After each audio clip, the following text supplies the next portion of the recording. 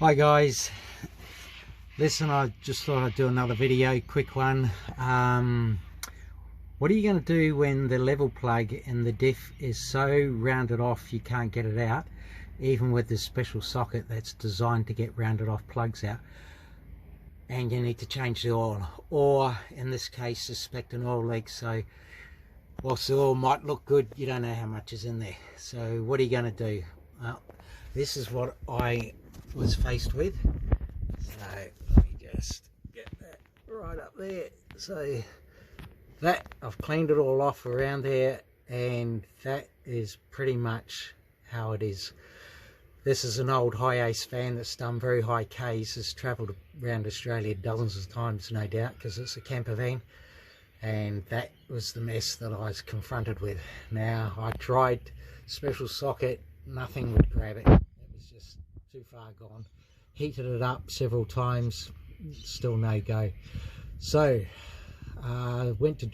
decided to just go ahead and drain it, because the drain plug probably never been out.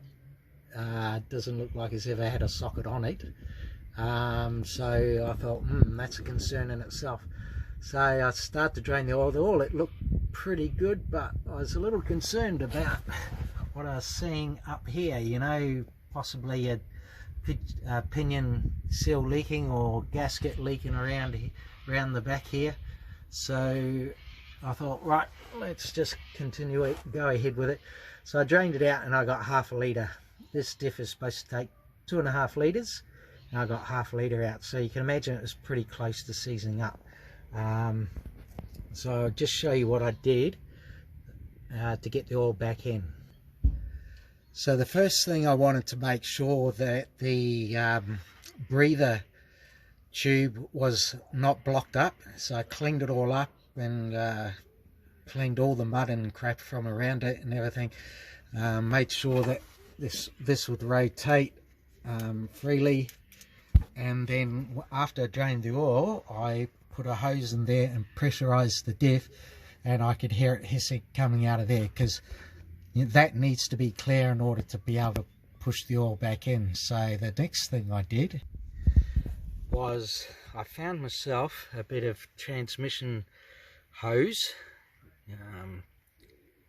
pressure hose, and that was fairly close to the diameter of the drain plug.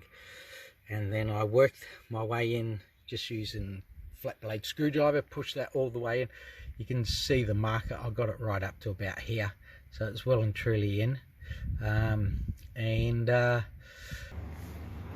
I screwed, hose clamped that to my pump, and then started pushing it in.